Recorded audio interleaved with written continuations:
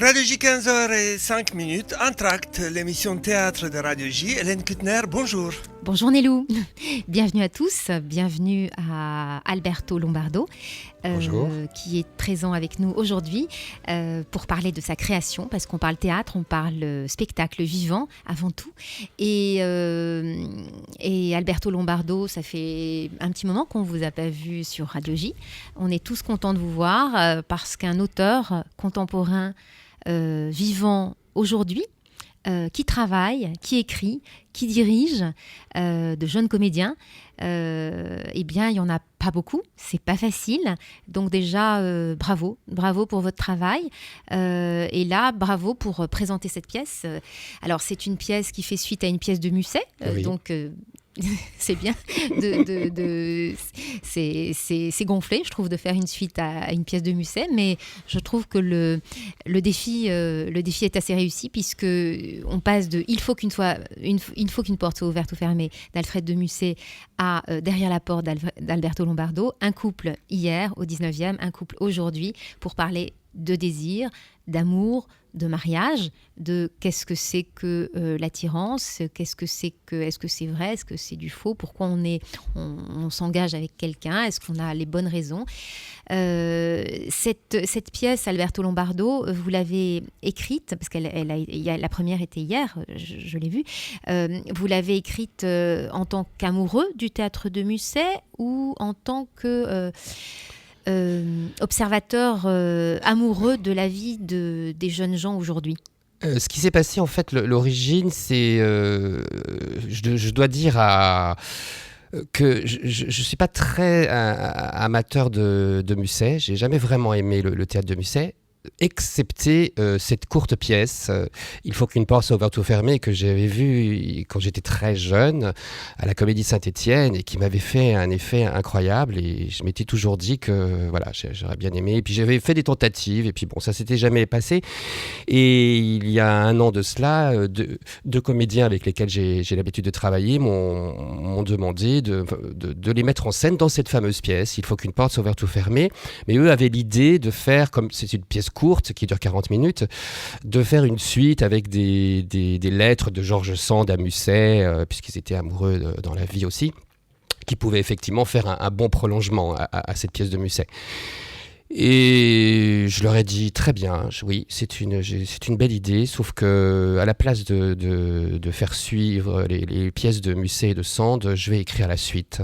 Et ça m'intéressait effectivement après de voir...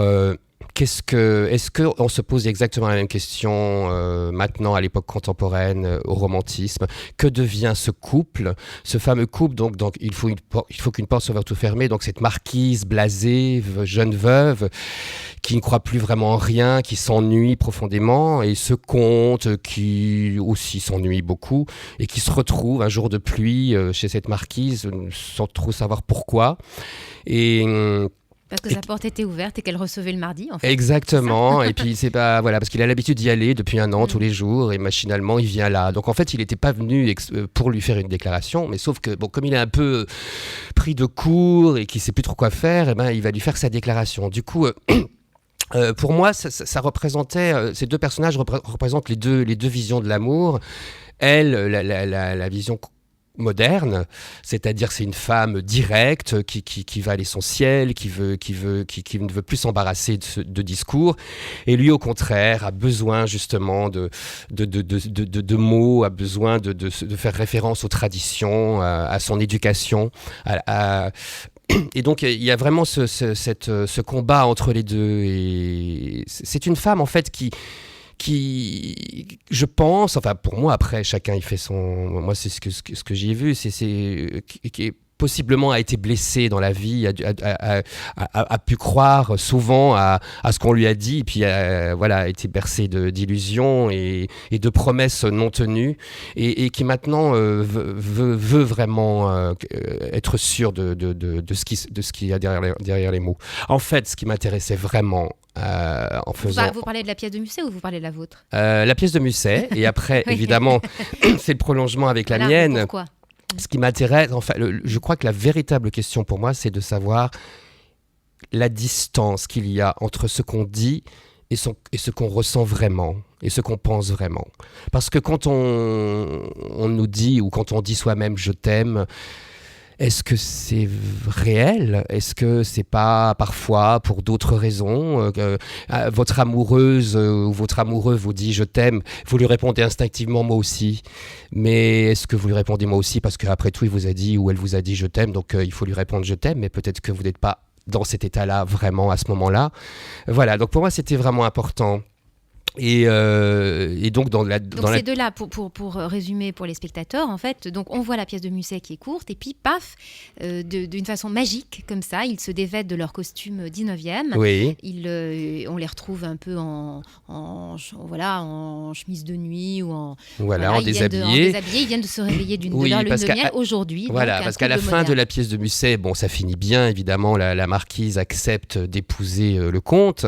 Donc on les retrouve un mois plus tard au retour de leur lune de miel, sauf que c'est transporté à notre époque, c'est-à-dire qu'on passe du 19e à aujourd'hui, et ils se réveillent tout heureux mais elle a toujours cette obsession de savoir ce qu'il y a derrière les mots de cet homme qu'elle vient d'épouser, et donc elle va le pousser dans ses retranchements pour savoir qu'est-ce qu'il pense réellement. Et si bien faire que, voilà, après, je ne dirai pas la suite. On va pas dire comment ça se... Alors, il y a quand même un fil rouge derrière ces deux pièces. Le fil rouge, c'est quand même une remise en question, déjà à l'époque de Musset, évidemment de Marivaux, mais de Musset, de l'amour, du sentiment amoureux, qui devient encore plus aigu dans votre pièce, où on a quand même, je dirais, ils se réveillent de leur lune de miel, mais ils se révèlent aussi. Tout à fait. Ils se révèlent leurs vrais sentiments. Et c'est dans les deux cas, en tout cas dans les deux pièces, ce qui est très intéressant, mais c'est jamais un hasard, certainement chez vous, c'est que c'est la femme quand même qui mène la danse. Oui. C'est la femme qui mène la danse, qui mène le tango dans la première pièce, parce que c'est elle qui est courtisée et qui remet en cause la courtoisie, etc., le fait de faire la cour. Et puis, dans la deuxième pièce, c'est la femme aussi qui le remet en cause, qui cherche justement à le déshabiller, à enlever les écorces de ce qu'il y a derrière cette déclaration. Et finalement, elle n'est pas forcément très tendre. C'est une femme forte, hein, c'est une femme amazone, c'est une femme mec un peu. C'est votre regard de ce qui se passe aujourd'hui, c'est-à-dire que finalement, bon, il faut dire quand même que c'est ce couple qu'on voit dans la deuxième partie, hein, ils sont beaux, ils sont jeunes, ils sont riches. On n'a pas l'impression qu'ils aient franchement de soucis. Voilà, donc on passe dans un espace théâtral, hein, de jeunes qui font des voyages comme ça à travers le monde et puis qui se vouvoient, donc ça fait très BHL et qui se vouvoient au début de la seconde pièce. Oui, j'ai voulu qu'il y ait une progression entre les deux pièces, c'est-à-dire que ma pièce, derrière la porte, commence par le vouvoiement, une façon aussi de se parler un peu précieuse, tout ça, mais qui va se transformer. Après, le tu va arriver, le discours va être plus familier et plus direct. Donc, il y aura une progression dans le langage aussi, quoi, et dans la façon de se dire. Oui, par rapport à la femme, c'est vrai que, bon, moi, vous connaissez un peu mon travail. J'ai écrit beaucoup de pièces où les femmes sont des personnages forts, des personnages qui dirigent, qui... voilà, pourquoi après ça, je ne vais pas faire une analyse psychologique de mon état, mais donc ça reste comme ça. Est-ce que ça représente ce qui se passe à notre époque ? Je sais pas. Moi, je pense que de toute façon, ce qui se passe dans la deuxième pièce, autant ça peut être aussi très drôle parce qu'elle a des réparties très. C'est à fleur et moucheté, très. C'est-à-dire que c'est très acide, c'est caustique. Voilà. C'est du vrai théâtre. Il y a une écriture, vous avez une écriture formidable, hein, pour le théâtre. Vous avez l'art de déshabiller, en tout cas mais c'est très vif, hein, c'est très et c'est une belle langue en même temps, mais il ne s'épargne rien, effectivement. C'est un combat en mais c'est elle en fait, hein, le moteur, parce que lui il est... Oui, enfin il se révèle à la fin. Il se révèle à la fin. Il y a son réveil terrible, c'est terrible. Donc Voilà, je crois que c'est la première fois peut-être dans mes pièces qui mélangent, qui parlent de relations amoureuses où l'homme se réveille, je crois. Vraiment. Oui, alors on en était à la question de savoir si ça représentait le couple aujourd'hui. Bon, ce qui est important aussi dans cette pièce, c'est l'infidélité. On parle beaucoup d'infidélité. Voilà, la question qui se pose, c'est est-ce qu'on est infidèle quand on trompe physiquement ou quand on continue à vivre avec quelqu'un qu'on continue à vivre avec quelqu'un qu'on n'aime plus. Voilà, c'est un peu ça la question. Est-ce que, pour moi, les couples modernes, c'est plus, enfin c'est ce que dit le personnage de la femme, c'est plus, voilà, on peut aller coucher à droite à gauche, mais sans pour autant remettre en question l'amour qu'on a pour son partenaire, dans le quotidien, pour celui qu'on aime. C'est pas très moral tout ça, quand même, hein. Et c'est pas très moral, mais bon, je pense que ça se fait beaucoup. Peut-être que ça se dit pas non plus encore, mais je pense que bon, ça se fait beaucoup plus. Et puis, pour moi, ce qui est plus grave, c'est quand même de rester avec quelqu'un qu'on n'aime plus. Et puis, je pense qu'elle est là, la vraie infidélité, quoi. Mais vous pensez que finalement, on est encore aujourd'hui, finalement, on aime pour des mauvaises raisons ou que il n'y a plus vraiment de sincérité? Je crois pas qu'on n'aime pas. Je crois qu'au départ, on s'aime réellement. Enfin, je veux dire, personne s'aime pour de mauvaises raisons. Sauf qu'à un moment donné, on ne sait plus pourquoi on est là. Je crois qu'on se remet. Peut-être qu'après, il y a la flemme, l'ennui, enfin, de se remettre en cause, quoi. Voilà. Mais en même temps, la question dans ma pièce, c'est pas ça. C'est vraiment ce qui me tient à cœur, c'est ça, c'est de savoir quelle est cette distance entre ce qu'on pense et ce qu'on dit, quoi. Est-ce que c'est chaque fois même pas uniquement que pour l'amour, pour tout, quoi. C'est-à-dire qu'en fait, ce qui se passe au théâtre, puisque finalement au théâtre on joue des personnages, enfin c'est complètement bateau ce que je dis, mais finalement la vie, nous sommes des comédiens qui nous montons à nous-mêmes et dans des situations les plus intimes, même dans des situations les plus intimes, parce que là ce qui est extraordinaire, c'est qu'on voit quand même une situation très intime sur scène. Oui. Et puis c'est vrai, vous parlez de théâtre, mais bon là c'est le théâtre dans le théâtre, puisqu'elle-même provoque une situation. Ouais. Un stratagème pour savoir. Donc là aussi, elle joue un personnage elle-même. D'ailleurs, elle le dit dans la pièce Sommes-nous des comédiens qui ne savent plus se défaire de leur personnage. Je crois mais d'ailleurs, c'est ça. Mais dans les deux pièces, la femme je trouve, est plus. Enfin, il me semble que le personnage de femme est quand même plus complexe, plus consistant, parce qu'elle est tout le temps sur un double niveau. Lui, il est ballotté. Il est après, c'est pas pour faire de l'an. Mais bon, il est ballotté, il est très premier degré, hein, il a l'air candide, il a l'air de croire à ce qu'il dit. Oui. Il a une gueule de premier communion comme ça. Ouais. Mais après, c'est effectivement théâtre dans le théâtre. Après, effectivement, la pièce en plus va être jouée par plusieurs comédiens, c'est ça. Donc là, c'était une très bonne comédienne qu'on a vue hier soir. Il va y en avoir une autre. Oui, et vous verrez si vous revenez, c'est extraordinaire parce que bon, évidemment, c'est la même pièce, c'est la même mise en scène, mais c'est différents comédiens. Donc du coup, la pièce change beaucoup. C'est incroyable, quoi. L'atmosphère n'est plus la même et c'est tout aussi prenant. Enfin, à mon avis, évidemment, ce n'est que le mien.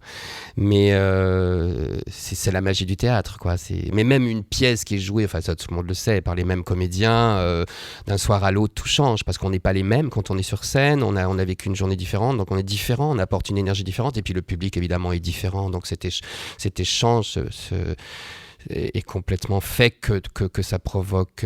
Mais c'est très très étrange. Oui, enfin, alors je me demande toujours si c'est propre à mon théâtre parce que j'ai une écriture un peu, on va dire.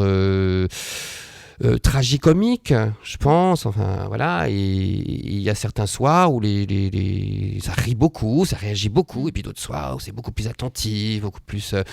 Et voilà, ça ne veut pas dire que les spectateurs aiment moins ou plus. C'est tragicomique parce que c'est extrêmement drôle et en même temps extrêmement noir et extrêmement désespéré. Mais je dois dire comme l'était Musset. Enfin, là, finalement, parce que vous dites que vous avez une que c'est effectivement c'est un couple contemporain, c'est une écriture contemporaine. Mais bon, vous dites vous n'aimez pas Musset, mais pour moi c'est une écriture romantique, Mais- dans ce que les romantiques, dans la première acception du romantisme, c'est-à-dire effectivement c'est Fantasio qu'on a vu monter par Thomas Joly là, Fantasio revenu de tout, ne croyant pas à l'amour parce que trop trompé, parce que trop heurté, parce que justement dans un monde de conventions, de Oui, c'est mensonges sombre, c'est très sombre. Oui, et c'est que, vrai. enfin moi je l'ai ressenti comme ça. Oui, mais complètement. Mais c'est pour ça que j'aime cette pièce. Et puis c'est vrai aussi, vous parliez de Marivaux tout à l'heure, et pour moi, cette pièce de Musset est vraiment très, très, très proche du théâtre de Marivaux. Dans son urgence, dans cette façon de vouloir savoir, de vouloir comprendre, dans le langage aussi. Vraiment, c'est incroyable. Et moi, je suis un inconditionnel de Marivaux, donc ça tombait bien. Ce sont des auteurs, des pères qu'on ne peut pas renier, Musset et Marivaux. Alors là, c'est Alberto Lombardo. Alors le titre de la pièce est un peu long.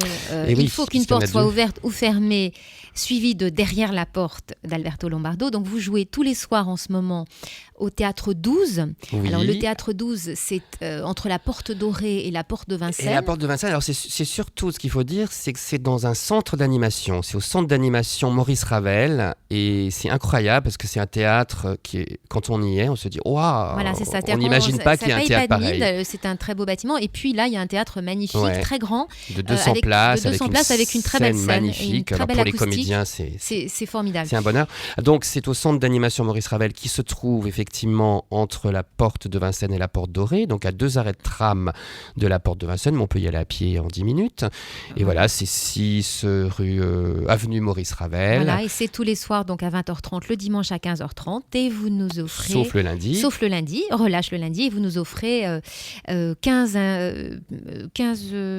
invitations pour 2 personnes.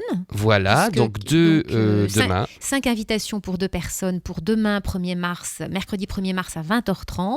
5 invitations pour 2 personnes pour la semaine prochaine, mardi 7 mars à 20h30. Et 5 invitations pour 2 personnes, mercredi 8 mars à 20h30. Vous appelez vite Sylvie qui vous répondra avec plaisir. Radio J au 01 53 01 12 12 01 53 01 12 12 pour réserver vos places. Alberto Lombardo. Oui, je voulais juste rajouter qu'on joue jusqu'au 19 mars. Au 19 mars, donc il faut se dépêcher. Merci beaucoup, à bientôt. Merci à vous, au revoir.